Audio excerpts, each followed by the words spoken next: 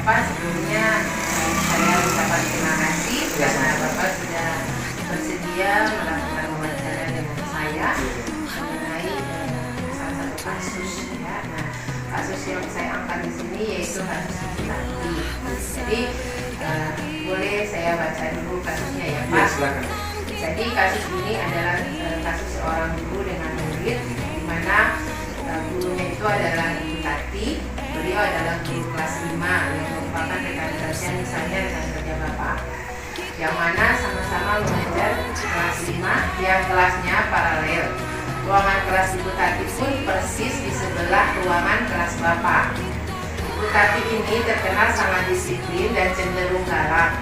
Pada sisi lain, Ibu Tati juga pekerja keras dan murid-muridnya pun selalu mendapatkan nilai-nilai yang sangat baik. Sebagian murid-murid sangat takut kepada Ibu Tati dan sebagian lain bisa menyesuaikan diri. Kepala sekolah Bapak dan orang tua murid juga sangat menghargai Ibu Tati. Nah, suatu hari Bapak mendengar tangisan seorang murid dan pergi keluar untuk melihat asal suara tangisan tersebut. Kemudian Bapak melihat seorang murid perempuan kelas 5 sedang berlutut di atas bebatuan sekolah yang sangat panas hari itu, menghadap di depan pintu kelas Ibu Tati. Kemudian Bapak melihat Ibu Tati tampak tidak menghiraukan suara tangisan muridnya dan tetap mengajar seperti biasa. Namun, Bapak bisa melihat bahwa beberapa murid di kelas Ibu Tati mencoba untuk mencuri pandangan keluar kelas, melihat temannya yang sedang menangis dan berlutut di terik matahari. Nah, kira-kira dari peristiwa itu, menurut Bapak, kira-kira apa yang harus Bapak lakukan ketika Bapak melihat peristiwa tersebut? Oke, terima kasih Bu Ria. Jadi kasus ini sangat menarik. Sifat yang sangat kontradiktif, karena di sisi lain Ibu Tati ini sangat disiplin, tapi di sisi lain juga perlakuan terhadap anak-anak tidak sesuai dengan koridor.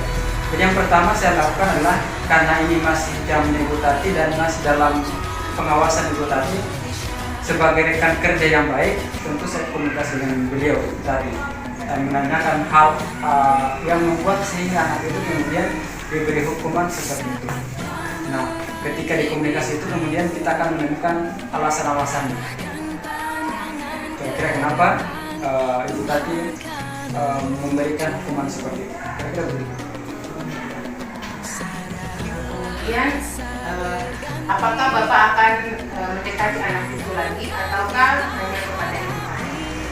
Oke, kalau kemudian Ibu Tati memberikan izin, ditanyakan ke anak tersebut kemudian kesalahan apa yang dia buat sehingga diperlakukan seperti itu.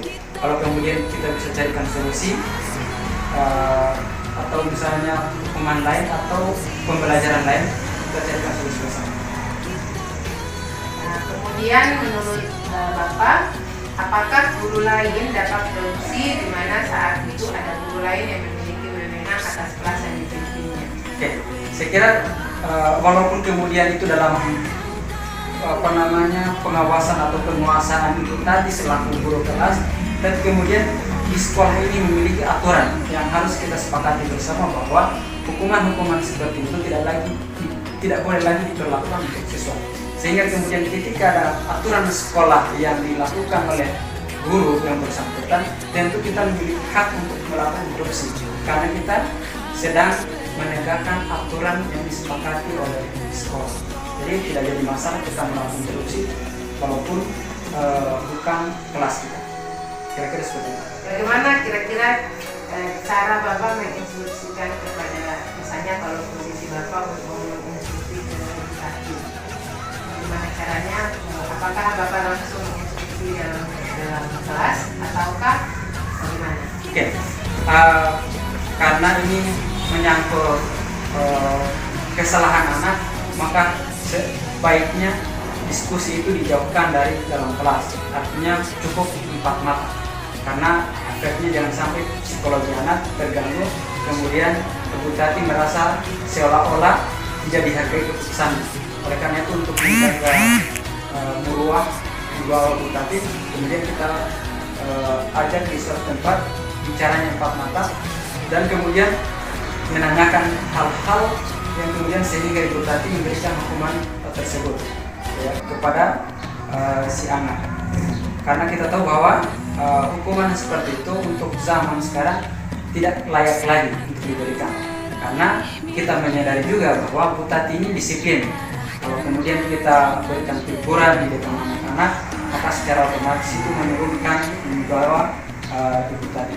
Sehingga kalau menurut saya kita bisa saja menginterupsi peristiwa tersebut, tapi di ruangan yang berbeda dengan Ibu Tati, supaya memberikan kesan yang sangat positif. Ya, jadi pada intinya Bapak akan dari peristiwa ini Bapak akan langsung mendekati Ibu Tati ya untuk menanyakan perihal peristiwa anak yang sudah menangis di kelas ya.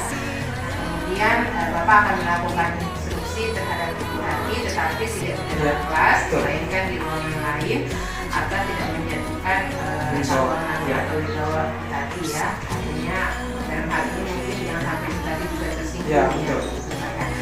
Oke Bapak, mungkin itu saja wawancara kita. Sekali lagi saya ucapkan terima kasih karena Bapak sudah bersedia melakukan dan menjawab pertanyaan wawancara saya.